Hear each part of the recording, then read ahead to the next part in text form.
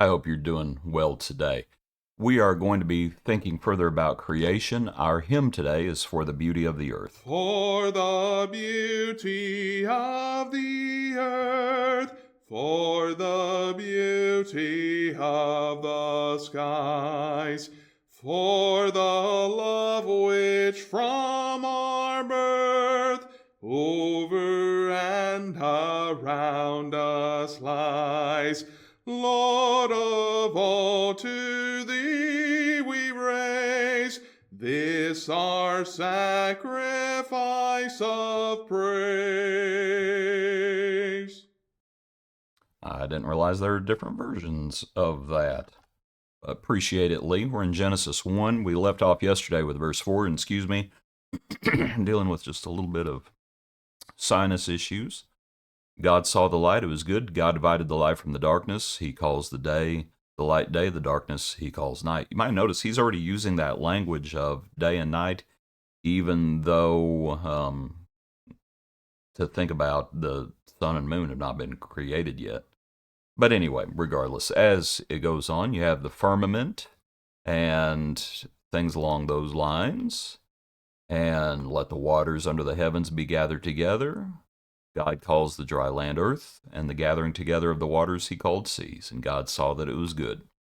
Then God said, Let the earth bring forth grass, and the herb that yields seed, and the fruit tree that yields fruit according to its kind, whose seed is in itself, and on the earth. And it was so. And the earth brought forth grass, the herb that yields seed according to its kind, and the tree that yields fruit, whose seed is in itself according to its kind. And God saw that it was good.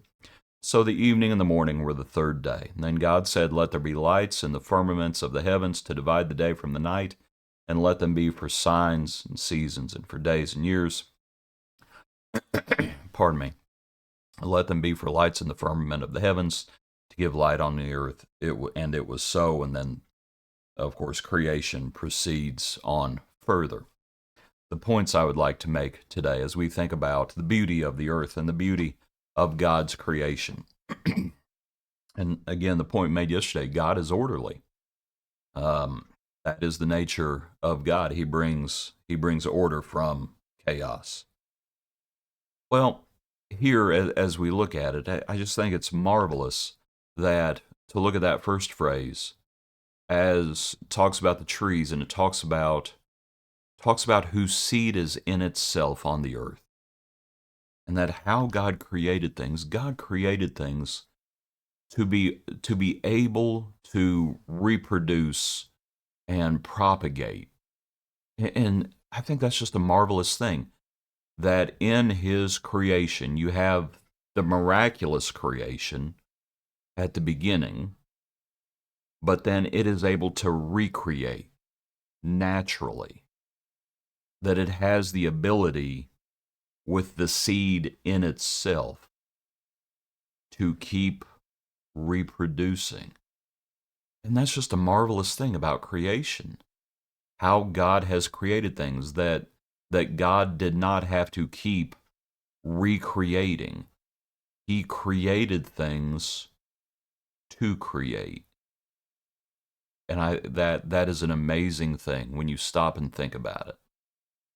And it makes us appreciate the wonder of God's creation. It really does.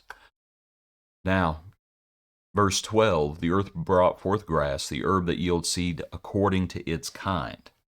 And I think that's interesting. That things are able to reproduce according to their kind. If you've ever heard the story about Thomas Jefferson, and I meant to look it up before recording this, but I forgot. Thomas Jefferson, who was having some breeding issues with a couple of animals, if I remember the story correctly.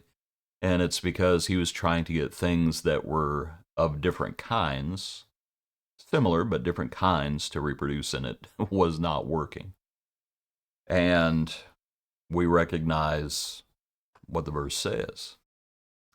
The herb that yields seed according to its kind. And that's an amazing thing. Verse 14, let there be lights in the firmaments of the heavens.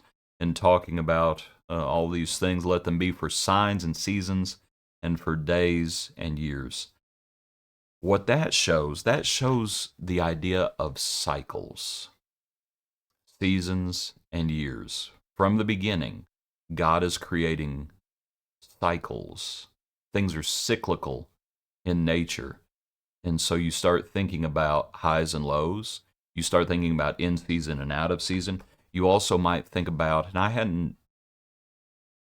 dwelt too much before on, and let them be for signs and seasons. And you think about what the stars were going to be used for. You might think about sailors. You might think about different issues along those lines. That word for signs there, I did look this up, but I forgot what it was. In the King James, let's see.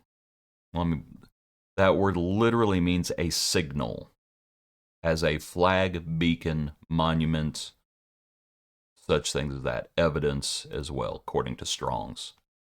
But anyway, you might just consider the purpose of these things, but just from the beginning, that you have reproduction, propagation, you have by its kind, that idea of kind of things, and you have things happening cyclically. So, might consider it. Makes us appreciate the beauty of the earth, the beauty of the universe, as we think about God's creation all around us, and our place in it as well. Appreciate you. Hope you have a good day. Join us tomorrow for another portion of our daily praise.